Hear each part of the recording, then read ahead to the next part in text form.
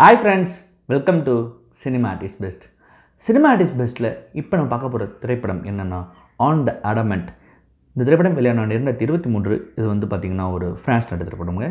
இது பேசிக்கலாக ஒரு டாக்குமெண்ட்ரி ஃபிலிமுங்க. இந்த திரைப்படத்தின் டேரக்டர் யார் சொல்லி பார்த்தீங்கன்னா நிக்கோலஸ் ஸ்பில்பர்ட்.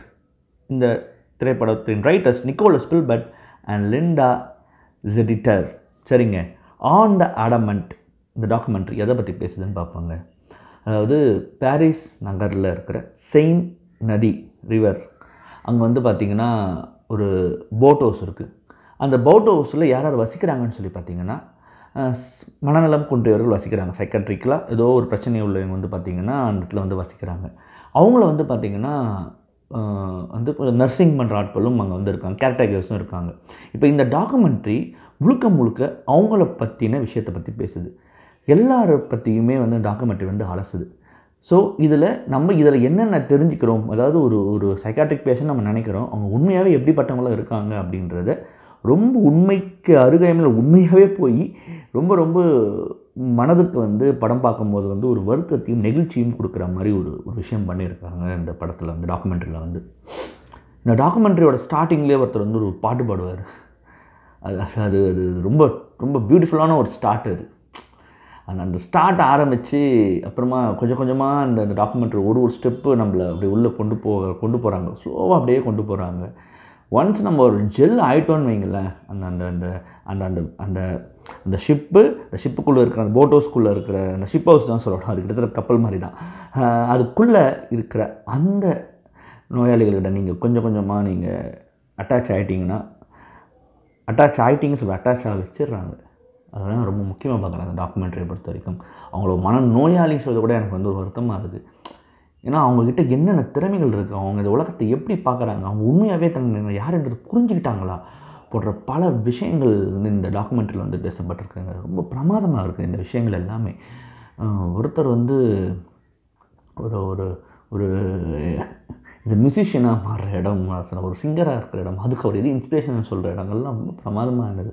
ஒருத்தங்க தான் இப்படி இருக்கிறதுனால தான் மகனை விட்டுட்டு இங்கே வந்தது விளைவை சொல்கிற இடம். அது மாதிரி நிறைய விஷயங்கள்.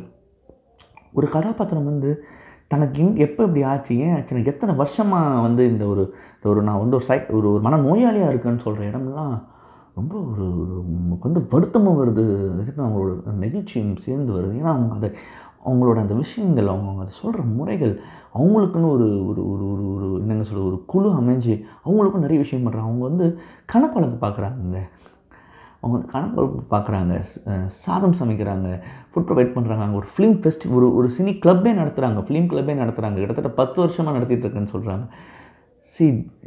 அதாவது இந்த டாக்குமெண்ட்ரி ஒரு விஷயத்தை நமக்கு ரொம்ப தெளிவாக தெளிப்படுது. நீங்கள் நினைக்கிற மனநோயாளிகள் கிடையாது, அவங்க வேறு ஒரு தளத்தில் உள்ளவர்கள். இது வந்து பேசுதுங்க இந்த டாக்குமெண்ட்ரி வந்து.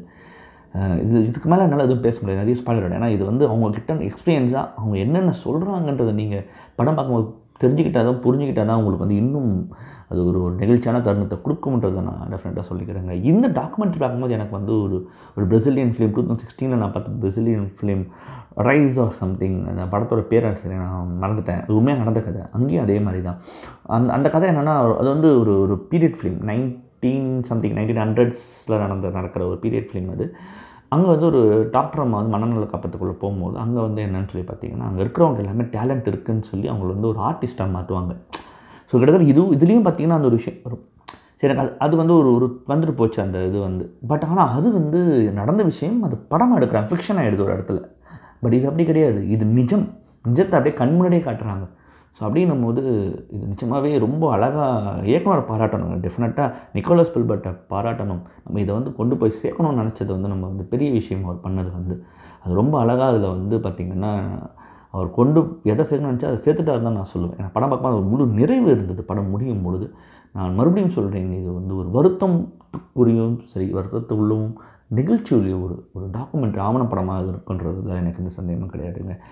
இந்த படம் வந்து பார்த்திங்கன்னா 2023 பெர்லின் இன்டர்நேஷ்னல் ஃபிலிம் ஃபெஸ்டிவலில் இந்த படம் உயரிய விருதான கோல்டன் பெர்லின் பியர் வந்து இந்த படம் வந்து வாங்கியிருக்கு. அதை தவிர்த்து 1 Win and 7 நாமினேஷன் இந்த படம் ஆகிருக்கு டாக்குமெண்ட்ரிங்க.